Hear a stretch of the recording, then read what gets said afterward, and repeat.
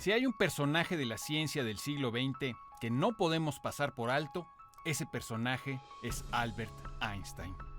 Aunque todos tenemos en la cabeza su imagen de viejo científico, con melena rebelde y blanca y cejas negras, en realidad fue el joven Einstein quien cambió la física para siempre desde 1905, cuando apenas tenía 26 años. Hoy tendremos la oportunidad maravillosa de conversar con José Edelstein, un importante físico teórico que estuvo de visita en nuestro país para promocionar su libro Einstein para perplejos, publicado por Editorial Debate y que firma en coautoría con Andrés Gomberov. El libro ya circula en librerías y es al mismo tiempo un animado conjunto de historias más o menos insólitas y un repaso didáctico y seductor de los principales temas que investiga la física contemporánea. Pues muchísimas gracias por tu tiempo, José. José, gracias. Debo decirte algo antes de empezar, que yo cuando vi el título de tu libro, yo entré con un poco de escepticismo o de reticencia o de reserva, porque pensaba otro libro acerca de la genialidad de Einstein. Y en torno a Einstein se ha creado como una hagiografía, como una mitología del genio que casi por sí mismo y sin ayuda de nadie habría cambiado la física para siempre. Pero al leer tu libro uno encuentra que Einstein es obviamente sin restarle genialidad a él, pero es casi como el punto de referencia para contar muchas historias en torno a la física y contar cómo también Einstein trabajó con lo que muchos otros habían trabajado. Y eso me encanta de tu libro, digamos, está absolutamente lleno de muy buenas historias, lo que lo hace un libro pues muy cordial con cualquier lector. Pero ¿qué tanto, digamos, te molesta este mito en torno a Einstein, o lo asumes gozosamente, o qué tanto la ciencia puede avanzar realmente en una sola cabeza y no es más bien un conjunto de cabezas siempre trabajando? Sí, bueno, lo primero es haces bien en aproximarte con escepticismo a este y a cualquier libro. Sí, siempre es una pero hay algunos una estrategia adecuada. A ver, el caso de Einstein sí que es cierto que se acerca mucho a esa geografía de la que hablabas. Digamos, Einstein logró hacer muchos avances él solo, lo cual es algo muy raro, digamos. O sea que no, en ciertos sentidos no es muy representativo de cómo funciona la ciencia. Exacto. Sobre todo hoy en día, yo creo que cada vez más difícil es, porque cada vez el tipo de avances y de experimentos, sobre todo que hay que hacer, involucran de hecho ya a miles de personas. Hoy en día todos los grandes avances en la física fundamental requieren experimentos en los cuales hay 1000 o hasta 10.000 personas, como en el CERN, involucradas. Entonces ya la idea esta del genio singular, digamos, que en una torre de marfil es capaz de deducir todo, ya es casi imposible. Einstein por una parte tuvo un poco de eso, o sea, verdaderamente el propio hecho de que no consiguiera al principio un empleo en el mundo académico, entonces estuviera verdaderamente aislado, no en una torre de marfil, sino en una oficina de patentes en Berna. En el tercer piso llegas incluso a ese detalle. Sí, sí. Bueno, nos gusta recrearnos con los detalles. Lo hizo, o sea, de alguna manera su vida se confabuló para exacerbar la leyenda, por así decirlo. Por supuesto que Einstein no hubiera podido hacer las cosas solo, hubo un montón de factores a su alrededor que contribuyeron. Por ejemplo, en el libro se menciona, cuando él tiene la intuición, la idea de cómo debería ser la teoría de la gravitación, tiene una especie de bajón, porque él se da cuenta que él tiene que poder explicar cómo se curva un espacio-tiempo cuatrodimensional, y él era una matemática que él no conocía y que él pensó que no existía, y no se sentía con fuerzas para desarrollarla, y resulta que un ex compañero suyo, Marcel Grossman, justo un poco por casualidad lo había invitado a trabajar un año con él, y le comentó que ya existía esa matemática, la había inventado Riemann en el siglo XIX, y se la explicó, y Einstein ya pudo trabajar con ella, digamos, la aprendió rápido. En el libro se acentúan otros rasgos también que a veces no suelen ser tomados como positivos, y efectivamente pueden tener su costado negativo, como por ejemplo la tosudez, acompañada de la perseverancia. Einstein fue una persona muy perseverante y muy terca, muy terca. Entonces, cuando tuvo ideas que resultaron correctas en algún sentido, siempre fue muy lejos, no tenía muchas dudas sobre sobre sí mismo, sobre su capacidad para avanzar sobre los problemas. Entonces, cuando se equivocó también muy feo. Esta tosudez lo caracteriza en sus últimos años, sobre todo, ¿no? Bueno, las últimas décadas. Yo creo que toda la vida, ¿eh? Toda Yo la creo que toda la vida. Lo único que bueno. ocurrió en la última etapa de la vida es que él se puso terco con algo que para todo el resto de la comunidad era absurdo, Sí. no tenía mucho sentido. La famosa expresión de que Dios no juega a los dados tiene que ver con esto, ¿no? Con esta Sí, idea se aferró a que tenía que ver con una única, una explicación que concordara con nuestro sentido común, digámoslo así. sí, sí. Efectivamente, eso ocurrió bastante antes, ocurrió en el año 28, si mal no recuerdo.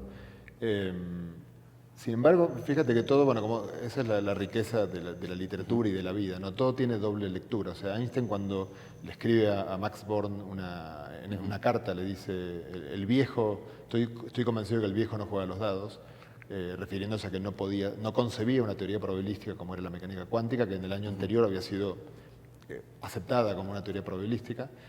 Sin embargo, por una parte, sí, hay terquedad, hay no aceptar la realidad de los otros, pero también hay un rasgo positivo ahí, que es que fue fiel a sus convicciones. Acaba siendo, sí, finalmente como uno de los grandes y últimos, quizá, héroes románticos de la ciencia, ¿no? Porque hoy, como dices, ya es casi imposible que alguien apartado del mundo académico, apartado de los centros de investigación, pueda hacer realmente algo muy relevante en la ciencia, al menos Sí. esa impresión tenemos, ¿no? Sí, a ver, él fue el padre él fue verdaderamente el primer físico teórico estrictamente puro, en el sentido de que él hizo de su cabeza un laboratorio. Entonces se hizo preguntas que no se podían llevar al laboratorio y con una intuición que yo creo que fue muy acertada, a él le dio muy buenos resultados, sin duda, que fue aquella pregunta que yo me puedo formular, la tengo que poder responder. Luego, si alguien viene y me dice, no, pero es que eso no se puede hacer el experimento, me da igual. O sea, la pregunta está bien formulada, tiene que tener una respuesta bien formulada también. Hoy en día, yo soy físico teórico, Andrés Konverov, mi coautor también, todos trabajamos, hoy en día somos todos muy einsteinianos en la forma de trabajar, claro que quizás con menos fortuna, porque la fórmula que funcionó una vez no tiene por qué funcionar siempre, pero lo que te quiero decir con esto es que en la física teórica sigue siendo relativamente un patrón, que sigue existiendo el patrón digamos, del genio o la genia aislada, sigue existiendo. Ah, sigue existiendo. Sí, desde la física teórica, pero claro, en un mundo en el cual, digamos, hoy en día está dominado por la teoría de cuerdas, que quizás hayas escuchado hablar, es una teoría muy polémica porque no tiene ninguna comprobación experimental, es una especie de gran construcción matemática autocontenida, que de momento no tiene contacto con la naturaleza, pero que esperamos que la tenga. La persona aislada, casi diría con un comportamiento autista de no interactuar con nadie, sino vivir para adentro, se presta mucho para este tipo de actividad. Entonces, sigue existiendo. Ahora que mencionas este trabajo, digamos, teórico y que tú eres físico teórico, digamos que hay una diferencia entre, esto me parece interesante, no sé a ti, digamos, una teoría puede estar matemáticamente muy bien sustentada, digamos, ser perfecta matemáticamente, pero eso no necesariamente la hace concordar con la realidad, ¿no? Así es. Sí. A ver, así es. Como primera respuesta te digo así es. Como segunda te diría, no estoy tan seguro. Es decir, es bonito pensar que la naturaleza tenga la delicadeza de saber aprovechar las grandes teorías, las teorías que son bellas y que están formuladas con principios muy simples y muy sólidos al mismo tiempo. Ahora, eso es obviamente una expresión de deseo, la naturaleza luego puede ser que tenga mal gusto o que sea y que no aproveche esas oportunidades. Un ejemplo de esto, de hecho en el libro se habla, como tú dices, ahí aparecen muchos otros personajes y un personaje que aparece en uno de los capítulos es Paul Dirac, que fue el segundo gran físico del siglo XX. Ese sí que era mucho más aislado que Einstein, era una persona que casi no hablaba con nadie y tuvo una idea increíble en su luna de miel, porque se aburría en la luna de miel, entonces escribió un paper muy cortito en ella, en el cual él se da cuenta de que la gravedad es muy débil frente al electromagnetismo, que son las dos grandes interacciones que gobiernan nuestra vida cotidiana, y entonces se pregunta, pero muy, muy débil, digamos, la diferencia de intensidad es un 1 con 39 ceros.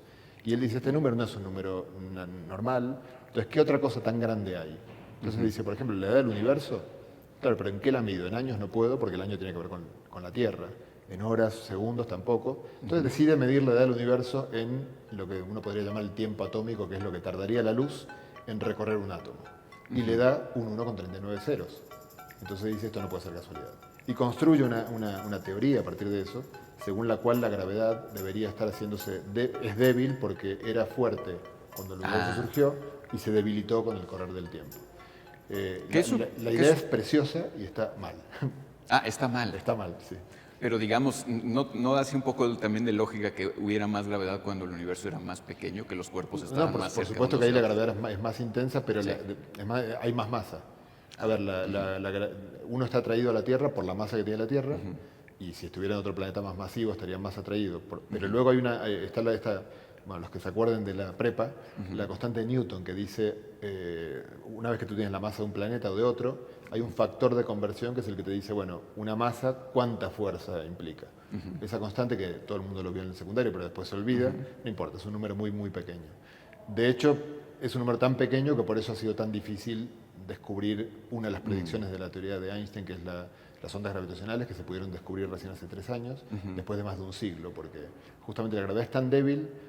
La forma más simple de ver lo débil que es que si tú tomas en tus manos el libro y lo levantas, estás venciendo al planeta Tierra entero que está tirando. El planeta Tierra quiere que caiga y tú con 2 dedos puedes vencerlo.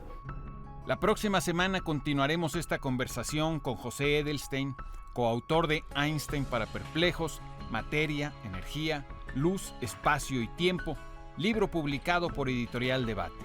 Soy Pablo Boullosa y espero que usted pueda acompañarnos dentro de 7 días.